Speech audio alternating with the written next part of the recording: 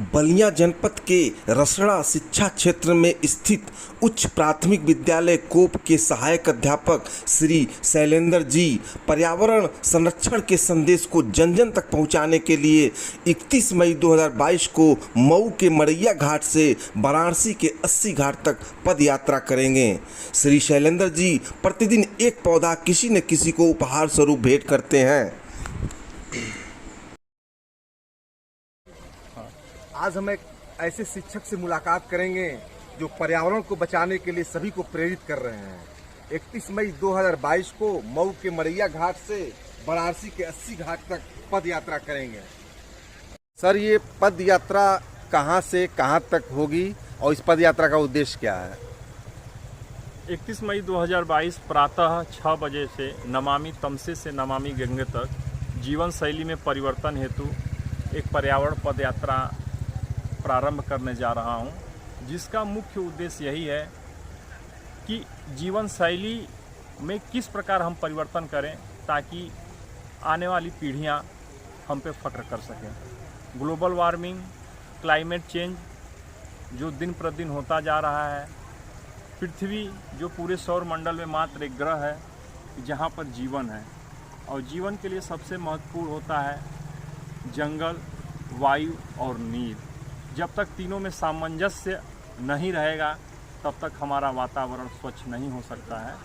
इसी को दृष्टिगत रखते हुए 5 सितंबर 2020 शिक्षक दिवस से माननीय प्रधानमंत्री श्री नरेंद्र मोदी जी की मन की बात को मैंने सुना कि कोई अधिकारी या सेना के बड़े पद पर या कोई बड़ा कॉरपोरेट बनकर ही देश की सेवा नहीं कर सकते हैं।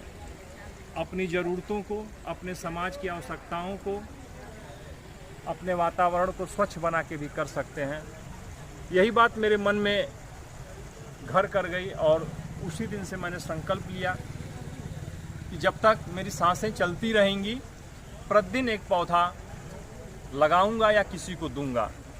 और इस पहल में मैंने राज्यपाल से लेकर लेखपाल तक और एक साधारण व्यक्ति से लेके एक बहुत बड़े मंत्री तक ने सबको जोड़ा हूँ। लेकिन 90% आज 627 दिन में हमारे विद्यालय के बच्चे हैं, क्योंकि बच्चे ही देश के भविष्य हैं। अगर उनमें बचपन से ही इन आदतों को, जो प्राचीन समय में हमारे संस्कार में हुआ करते थे, वृक्षों को हम पूजा करते थे, वैदिक सभ्यताओं में, संस्कृतियों में कहा भी गया है 10 पूक समो वापी 10 वापी समूह हुद्दह 10 हुद्दो समूह पुत्र 10 पुत्र समूह द्रुम। मीन्स 10 पुत्रों से भी बड़ा एक वृक्ष होता है। नदियों की पूजा की जाती थी, तमाम वृक्षों की पूजा की जाती थी। वह संस्कृति, वह सभ्यताएं, वह परंपराएं कहीं न कहीं अब विलुप्त होती जा रही हैं।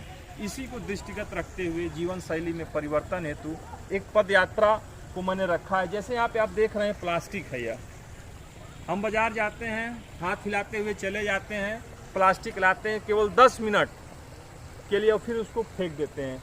इन प्लास्टिक को गलने में हजारों वर्ष लगते हैं। बरसात होती है, नालियां जाम हो जाती हैं और कहीं न कहीं यह जली जीवों के माध्यम से हमारे पेट में आती हैं, जिसके कारण कैंसर जैसी भयावह बीमारियां होती जा रही हैं। इसी को दृष्टिगत रखते हुए हमने 31 मई यही मड़ैया घाट से लेकर वाराणसी के 80 घाट तक एक पैदल 120 किलोमीटर की यात्रा रखी है, जिसमें अपने जनपद के सभी अधिकारियों को, अपने जनपद के सम्मानित शिक्षक साथियों को, नगरवासियों को एक आह्वान किया गया है कि यहाँ पर 10 मिनट आएँ, हमारे विचारों को सुने और उसके बाद हम कुछ शिक्षक साथीगण पदयात्रा पर निकलेंगे। जो पदयात्रा कुल 4 दिन की होगी। पहला दिन का पड़ाव गाजीपुर में, दूसरा दिन का पड़ाव हमारा सैदपुर में, तीसरा दिन हमारा जो होगा वह सारनाथ में, और चौथे दिन सवेरे के टाइम में हम लोग गंगा तट पर 80 घाट पर जाकर नमामि गंगे की टीम वहाँ पे हम लोगों को मिलेगी। अपनी बातों को, अपने यात्रा विवरण को हम रखेंगे, यही योजना है।